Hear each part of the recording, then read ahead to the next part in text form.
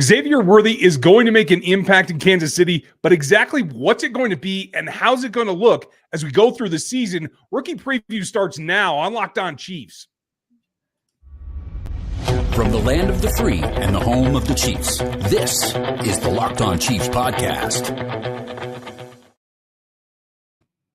Welcome back to Locked On Chiefs. We're brought to you today by Monopoly Go. You can get in it right now, and I admit it, I have a competitive side, and if you're a big fan of Monopoly Go, it's the mobile twist on a classic Monopoly, so you can get your friends and download Monopoly Go now. It's free on the App Store and on Google Play. We have a ton to go over here as we look at the impact and how Xavier Worthy will join this roster, make it better, and what the progression is going to look like. He's Chris Clark from Chiefs Corner. We can get all the breakdown continued this week and ongoing on all the roster amplifications and implications, as well as the contract basis. Just broke down the Kelsey signing. A lot to go into there. Check that out in Chiefs Corner. I'm over at rogueapc.com. You can still get the draft guide and the athletic matrix if you're interested post-draft, as well as NFL33.com and RGR Football. Make sure that you join us here on YouTube, like, sub, hit the bell, and get on Spotify, as well as Apple Music and any audio platform. If you can get a free podcast, you can get us there 5 days a week. Plus, especially when something fun happens, we'll give you some bonus content all summer long, as well as we get ready for training camp. The final one that's going to get you that little bit of information right away is the text line at 816-357-8781. We know you locos are on there, and we appreciate you everydayers that join us all the time. Today, we're going to go over what the wide receiver room looks like right now. There's a couple of questions coming up later in the show. What does the in-season progression have to be for Xavier Worthy? But we got to start where we start, and that is at the beginning. He's going to walk in. What's his role to begin the season? The guy's a burner. He's obviously a little bit underweight, although I will say I do believe the reports that he played at a heavier weight than he ran at the combine at 165. More of like a 172, 173 range, which isn't a huge, plus, but it's better than 165, right? Well, and Veach came out and said that he was planning on him trying to play at 175 to 180. I mean, he said they get him with a nutritionist, and that was my big thing, is that looking at what he did to prepare for the combine, you try to drop as much possible weight as you can, and you run a little bit faster. That's exactly what he did. Worked out for him, got the number one speed at the combine, and him gaining 7 pounds or 10 pounds or 15 pounds isn't going to slow him down a ton. It's going to slow him down a little bit, but it's not going to be enough to be, a huge deal. So I do think that when you look at his role, I go back to what Kansas City did with Tyreek Hill. Go back and look what they did with him early on in his career. They made him the returner. Make Xavier Worthy the returner if he can win that job. If he does that, it does a couple of things for you. But if he does that, it probably opens up another roster spot for you, because I think we were thinking that they'd have a different returner. But it also gives him a chance to figure out what he's doing in one specific role as a wide receiver in this offense. I'm not saying he can't learn some of all three of the positions, but have him focus on one of the positions and get good at that one position. Because I do think that that's possibly what has slowed some wide receivers down in this offense. And he's not a professional like Brown, who I expect to be able to step in and understand the offense a little bit better. And that's fair. The experience level there is drastically different. And I mean, back when Tyreek was here, they even had him in the backfield, saw him taking carries. It's a little bit of everything. I felt like that at the time, that was more of an exploration of what he can do. Whereas I think where there's a little bit more of a known quantity. So I agree with you. I'd put him in the slot and just let him do his thing, learn that role, and then expand, much like we saw Rashee Rice progress last season. Starting in that one spot, I think, allows him to make an impact in a specific way. Maybe it's too small a way for what you're hoping, but it is relegated, and let him get good at that. I like the return idea. I think that's a way that he can impact ball games like instantly. But my only question is then. Sorry, go ahead.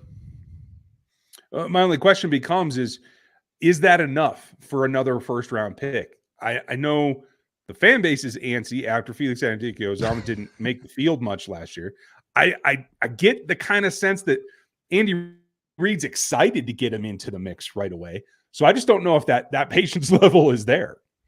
Well, I think to me at least, it looks like I think that they're going to look at it and they're going to have the patience. And it doesn't necessarily have to be, and maybe you break it down a little bit differently. Maybe it's not just slot work. Maybe he's also the gadget guy, and maybe that's his focus. Maybe he's running, all the motions that you've been talking, that we had Nicole Hardman run at times last year, and we've seen other receivers run. Maybe he's that type of guy where you can get him, the slot role and the gadget guy type role where he's doing the motions and running all over the field. Plus, if he's in motion, you get him basically you can get him almost close to full speed before the snap. And at that point, you're really taking advantage of his speed even more. So I do think that there's different ways to get him involved. I do think that there's different things that they can do to where he doesn't have to just be in one position all the time. But being that slot guy is going to help him as well. I mean, I think that you look at, lining up off the ball, not getting a jam every single time he's out there, I think is going to help his skill set. And that's the other reason why I think it's so important to get him going in the right direction early on and not try to throw him into all three different wide receiver roles, is because one of the things he's going to have to work on is playing through some of the jams that he's going to see at the next level. Hand fighting, getting free releases off the line of scrimmage, all of those things he's going to have to work through as a new wide receiver. And I think your motion idea plays into that as well. It keeps that distance so that it's not somebody right in his face, or more importantly, in his chest plate right away. I think that's a really good way to start it out, but that can't be all of it. You have to progress through the season. It has to be, what is the plan? And I do expect that there is a plan for Xavier Worthy. We might not know all of it right at this moment, but I do believe that it's there. We're going to talk about how he goes from that role to the next and on, and how fast can this progression be as a rookie when we get back on the backside of this on the Locked On Podcast Network. All right, game off. We got to pause here to talk more about Monopoly Go. I know what you're saying, flag on the play. You've already talked about that, but there's just so much good stuff in this game. In Monopoly Go, you can team up with your friends for time tournaments where you work together to build each other's boards. The more you win together, the more awesome prizes you unlock. And there's so much to get. Unique stickers that you can trade with friends to complete albums for big prizes, cool new playing pieces to travel the boards with, hilarious emojis for taunting friends when you smash their buildings or heist their vaults. Plus, Monopoly Go feels new and exciting every day with constantly changing tournaments and challenges. A ton include their own unique mini games like digging for treasure or a robot pachinko machine. And there's always new timed events that help you win big, like massive multipliers for everything you win or rent frenzies. There's also something fun to discover in Monopoly Go. So get off the bench and go download it now for free on Google Play or the App Store. Game on.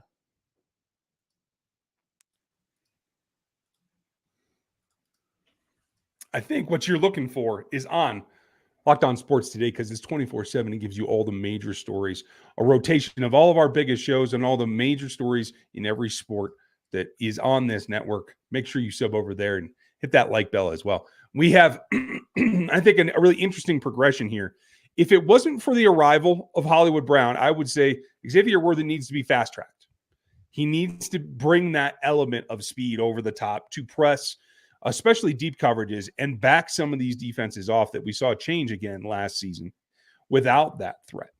But for me, what I want to see happen for Xavier Worthy is to start in that role that we talked about, whether it's slot specific or it adds a couple of layers there in terms of being the utility guy.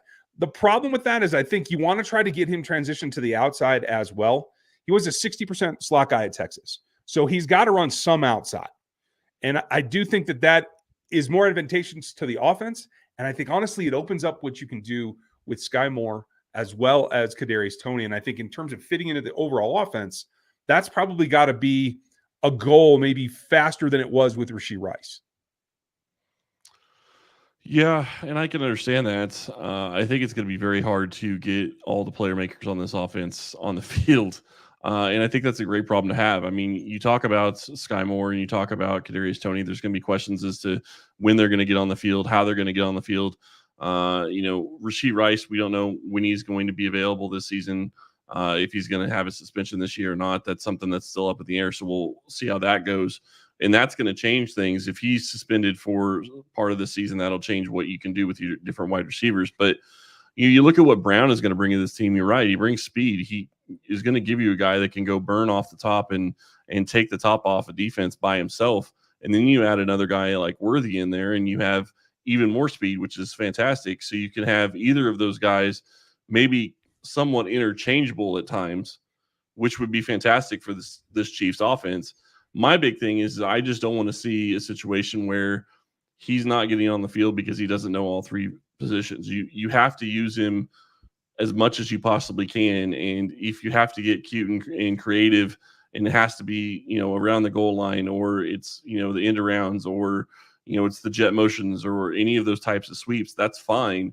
Use him for that.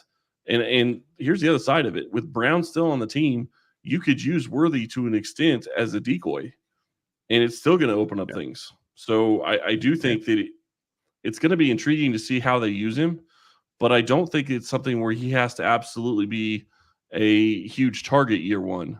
I'm not saying don't get him the ball. I'm just saying he doesn't have to be a focal point, and he can grow into being a focal point. Yeah, and that's fair. And you bring up a good point. With Hollywood Brown on a 1-year contract, it's probably about the evolution of what you can do that is similar, like you said, in similar roles, doing some of the same things. I hope that what we see is a progression like we saw with Rashee Rice, who I thought it started to click at, I don't know, after the bye, but it wasn't until the playoffs really that I felt like he could do pretty much anything that they needed him to do. Was I being stingy with that, or did you see something progress faster? I don't know that you're being stingy. I think that he probably started to get a little bit more comfortable after the bye, and I think that he started probably playing outside a little bit more, but it wasn't noticeable because he wasn't getting the ball. But the skill sets really are really what's going to be a challenge to me to compare the two. I mean, their skill sets are so different. Rashee Rice wins in a different way than Worthy does, and I get what you're saying, and I don't disagree that they need to figure out different ways to use him. I guess where I'm really going with it is make sure that you do whatever you can to get him as comfortable as you can as early as you can. And if he can't progress and get the full playbook down for all three positions by the end of the year, I don't think that's as big of a deal this year, especially since they have Brown, as you said. But they also have a guy in Travis Kelce who's still going to be the number one wide receiver. I mean, that's the reality of it, is Worthy is going to step into a room where at best he's probably the fourth option if they have all of their receivers on the field. If they have Rice, if they have Kelce, and they have Brown, he's still probably number 4. I'm not saying he has to be the fourth option. Sorry, go ahead. No, that's a great possibility that you have to contend with. If that is the case, then again, like you said, you can get to the point where you're feathering him in or sprinkling him over the top. And then it becomes the X factor of what the defense is expecting. When you look at what Rashee Rice did, he got to the point where in the playoff run, it was pretty much even. 29-31, 37-34, 31-34 in the Super Bowl for where he lined up. And I think if you can get to that point with him taking some snaps so that he and Hollywood are on the field together at the same time, and Xavier takes a few snaps from Kadarius Toney or whoever so that he's inside as well. I think that's the way, the balance that you're looking for. I don't think long-term he's going to be a 50-50 alignment wide receiver, but I think he could be that this season. That's probably best for him if he can get to that point. Yeah, and if he can get to a point where he understands the full offense and he can run all the routes and do what they want him to do, I'm more power to him, and it's great. I'm not going to be shocked if Andy Reid doesn't do something that doesn't try to do things this year with Worthy that he didn't do in college. See what he can do running the ball. See what he can do coming out of the backfield on different things. I mean, just use him in different areas because, like I said, I mean, and I think the biggest key to me is knowing that Worthy doesn't have to be a top 3 option at wide receiver or as a pass catcher. Gives you the ability to really experiment and see if he can do other things that we didn't necessarily see him do in college. Yeah, I completely agree with you. Well, I think what happens next is then how does that lay out for the wide receiver room, one that's been very full, 7 wide receivers on the roster to begin last season. we got to get to that point. Where does that fit in? What does it do to the room? That's coming up next on the Locked On Podcast Network.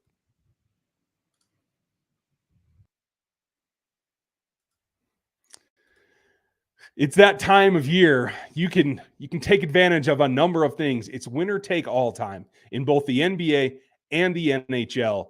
And FanDuel's giving you a shot to bring home a big win of your own. Right now, the Avs have made it to the second round. They're looking good and in shape to contend. The Vegas Knights are probably my favorite pick right now at +1.5 just this week against the Dallas Stars. So check them out. That's someplace that you think you can probably get in there and get your own win streak started. Right now, new customers are getting $150 back in bonus bets after winning a $5 bet. So you get $150 back onto your account in bonus bets. And you can bet the spread, you can bet money lines, player props, who scores the hat trick, the whole 9 yards. That's anything from NHL to NBA, and you can even get in on baseball. If you get that right, a $5 bet that wins, you get $150 back on your account in bonus bets at FanDuel.com/lockedon. That's where you want to get signed up. Make every playoff shot count, even that much more at FanDuel.com/lockedon. FanDuel, America's #1 sportsbook.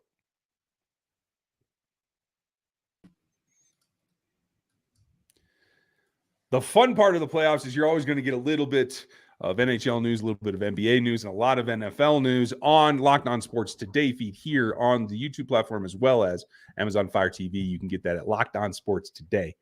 Go like and sub that. This is my favorite part of trying to make all the puzzle pieces fit. There are 1,000 wide receivers in Kansas City. And Xavier Worthy jumps right up to the top of the list. Maybe not number 1, but certainly in the top 5. I think he walks into a possibility to be on the field to start week 1. But what does that do to the rest of the room? I think it's really, really deep. Do you see them? Let's start this way. Do you see them having to keep 7 receivers again? I don't think they're keeping 7 receivers. I think it's going to be interesting to see what they do because they're in a position where you could make an argument that they would need to keep 7 wide receivers. One of the things that we haven't discussed, and I don't think it's really something we need to in depth, but tomorrow, when this show airs, the Chiefs have a deadline to pick up Darius Toney's 5th-year option. Now, it's a deadline, but it's not going to get picked up. So I don't think it's really a big issue, but he does only have 1 year left on his deal. You got Sky Moore still here for a couple more years. You're going to be in a situation where you have questions at multiple different areas in the wide receiver room. I agree with you. I think he steps in and he's probably already in the top 3 without taking a snap. Brown, Rice, and Worthy, I think, are your top 3 wide receivers. That leaves you 3 more roster spots probably for a combination of Toney, Moore, Watson, and Ross, and Remigio, not to mention anybody else that could possibly try to make a roster.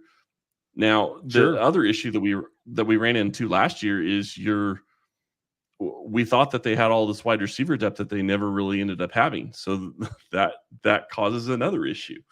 I mean, I'm talking about being 8 deep at wide receiver with questions of can they make their roster? Okay, well, how many of those really deserve to have a chance to make the roster? We don't really know until we see them in training camp, probably. Very true, because a lot of those guys need to make a progression. Remigio, coming off the injury, certainly has to show some progression. Very difficult for him to do.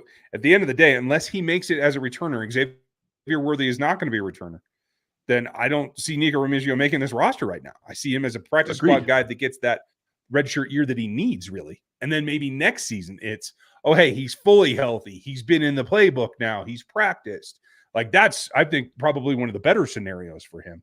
But for me, I'm not – if they want to protect Xavier Worthy or he just doesn't click onto the whole playbook right away, I do think Justin Watson is a guy that they keep and they run at X and they keep him on the roster regardless. So I would put him as one of the top 4 with Kadarius Toney and Sky Moore right behind him. That doesn't leave any room. The only thing that I think could force a possible Justin Ross or who else, Montrell Washington possibly onto the roster would be an announced suspension for Rashee Rice. And I know people have been talking about that. it's going to happen. He will be suspended. We don't know exactly how long, but it looks like it's going to be significant. Yeah, but we don't even know if it's going to be 2024. That's the other part that we don't know. Yeah. If his trial doesn't actually start, if his stuff doesn't really start until September, October, November, he may not be suspended at all this year. So that's up in the air as well. And really, you bring up a guy like Justin Ross, all the talent in the world. You saw it at times in training camp. You saw it in one-on-ones, what he's able to do. It's can he be in the playbook? Can he understand where he's supposed to be? Can he be where he's supposed to be on the field? Does he know the offense? He's been here long enough where he's not in the same boat as Worthy. He should be able to run at all three positions of the offense and know all three wide receiver positions. I understand, and there's an argument to be made that you make exceptions for players that have extreme talent. With what he has shown on the field, I don't think that he fits into that category. So to me, he's probably one of the first guys or one of the last guys cut. But, it's a question of what are they going to do with Kadarius Toney? What are they going to do with Sky Moore? Are they going to give both of those guys a chance this year? Both of them know all three wide receiver positions. So it's not knowing the offense. It's have they seen progression and can they keep going forward? And the other thing that sticks out to me, sorry, I was just going to say the other thing that sticks out to me with this wide receiver room is they didn't change the wide receiver coach, which I have an issue with, but that's a whole different discussion. I thought you might bring that up, and that's what I was going to say is, can you expect change out of Kadarius Toney or Sky Moore without a change of leadership in the room from the coach? I'm not sure. I would hope so, but it comes down to they're still pumping Kadarius Toney up about him being as talented as anybody in the room just the other day from Brett Veach. I wonder if it's not let's showcase him and try to get a trade done. Well, I mean, they can try it. I just don't know why that anybody would be trading for him at this point after watching what he did last season. Here's the other thing. He's been working with Mahomes, so Mahomes is going to have a better idea than anybody else that is dealing with this roster. So, you talked about Watson. They'd save a little bit of money cutting Watson. I'm not saying that they should. I'm just saying that they'd save a little bit of money cutting Watson. I think that they'd save a little bit of money cutting Sky Moore. But Kadarius Toney is basically here on his 1 year deal, on 1 year deal left, and you're not going to save anything cutting him. So money wise, it really doesn't matter. It's a question of how you want your roster filled out. And the other side of it for the money is look at the Chiefs' salary cap. They don't have a money issue right now. They could technically, if they wanted, go out and try to sign some free agents because they have money to be able to do that, which is not something they normally have after the draft. No, absolutely. And that comes in handy if you're trying to add players. And they are trying to add a few players. Been a couple of churning spots on the rookie tryouts for this weekend. Tomorrow, folks, we're going to break down Kingsley Suamata's role and how that affects the rest of the room. And we're going to go through each of the draft picks as we go through. We'll have news for you from the rookie event here coming this weekend as well. But stay with us. We're going to run all the way down through everybody who could impact this roster. Chiefs have had some great draft classes, make huge implications into each of these championships. So we're going to continue down that path. We appreciate you. One thing that I did see today, Matt Miller, I think, was the one that had it out. His top 150 from the draft. Chiefs, I believe, had 5 different players from his top 150. From where he ranked his picks with where they went on teams. That's the way he looked at them, is where he thought, and what was there, 257 picks or something like that. Yeah. So he had 5 of the Chiefs' 7 picks made his top 150 or his top 100, something like that. It was pretty impressive just to see some of the different players. Worthy was one of the highest. I think he was in the top 10. So, there's a lot of value there with people around the league thinking, or people around in media in the league thinking that the Chiefs did well in their draft. And I think they continue to show that year after year. And we have to be able to keep plugging them in. So we're going to keep doing that for you as well. Join us tomorrow. We're going to go over Kingsley Suamata's and take a quick preview of the coming rookie mini camp. Thanks for spending your time with us today. Like, sub, hit the bell here on YouTube, join us on Spotify and on Apple Music. Get subbed over there. Check out Chiefs Corner, RGR Football, NFL 33, and Rogue APC. We appreciate you guys. Have a